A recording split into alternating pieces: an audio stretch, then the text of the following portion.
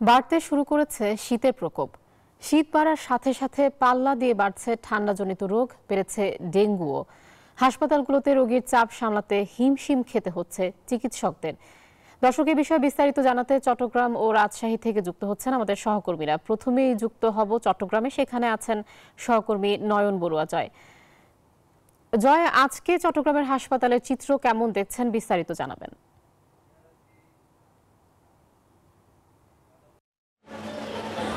ধন্যবাদ আয়েশা আপনাকে। আমি চট্টগ্রাম মেডিকেলের শিশু ওয়ার্ডে আছি। দেখতে পাচ্ছেন যে শিশু ওয়ার্ডে শিশুর সংখ্যা কিন্তু অনেকটা বেড়েছে, যেহেতু শীতল হাওয়া বয়ে যাচ্ছে চট্টগ্রাম সহ সারা দেশে।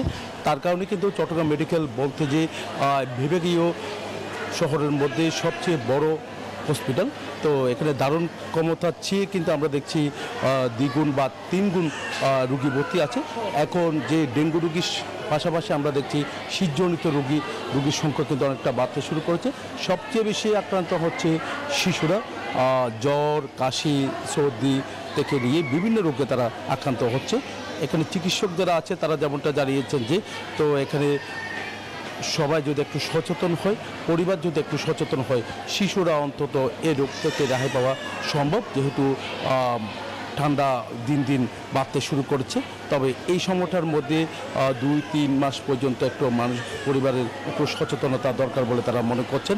তবে এখানে চিকিৎসকরা বলছেন যে রুগীর সংখ্যা কিন্তু দিন দিন বাড়ছে। এর সাথে শুধু শিশুরা, অন্য বয়সে যারা আছে তাদেরও কিন্তু সংখ্যা অনেকটা বাড়তে শুরু করেছে। তো এই কারণে আমরা দেখছি ধারণ ক্ষমতার চেয়ে কয়েক গুণ বেশি বলে আমাদেরকে জানিয়েছে চট্টগ্রাম মেডিকেলের পরিচালক। তিনি যেমনটা জানিয়েছেন যে তবু চেষ্টার কোনো ত্রুটি নেই, তারা চেষ্টা চালিয়ে যাচ্ছেন রুগী যেন সুস্থ হয়ে যারা বাড়ি ফিরতে পারে, সেদিকে কিন্তু তাদের নজর আছে বলে আমাদেরকে জানিয়েছেন। এই ছিল আমার এখানকার সর্বশেষ। ফিরে যাচ্ছে আমার সহকর্মী, অপেক্ষা করছেন রাজশাহীতে মর্তুজার কাছে। জয়, রাজশাহীতেও ডেঙ্গু রোগীর সংখ্যা বেড়েছে, তবে মশক নিধন কিন্তু কোনো কার্যক্রম নেই। নগরবাসী বলছে সিটি কর্পোরেশনের উদাসীনতায় মশার উপদ্রব নিয়ন্ত্রণ করা যাচ্ছে না।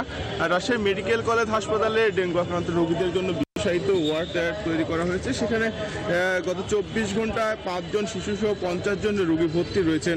আর এখন পর্যন্ত এই হাসপাতালটিতে সর্বমোট 1161 জন ডেঙ্গু আক্রান্ত হয়ে চিকিৎসা নিয়েছেন। সুস্থ হয়ে হাসপাতাল ছেড়েছেন 1107 জন, এবং আর এর মধ্যে কিন্তু 807 জন রাজশাহীর স্থানীয় রোগী। আমরা অন্যান্যবার দেখি যে ডেঙ্গু আক্রান্ত হয়ে বিশেষ করে ঢাকা বা ঢাকার আশেপাশের জেলা থেকে এসে রাজশাহী মেডিকেল কলেজ হাসপাতালে চিকিৎসা নেন, কিন্তু এবার কিন্তু একেবারে ব্যতিক্রম। 1161 জন রোগীর মধ্যে 807 জনই কিন্তু রাজশাহীর স্থানীয় রোগী।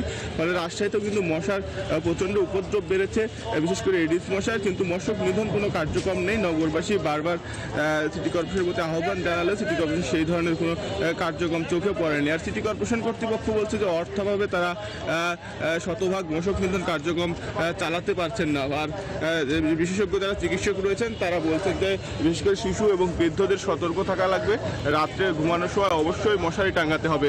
এই ছিল রাজশাহী থেকে সর্বশেষ। আয়েশা।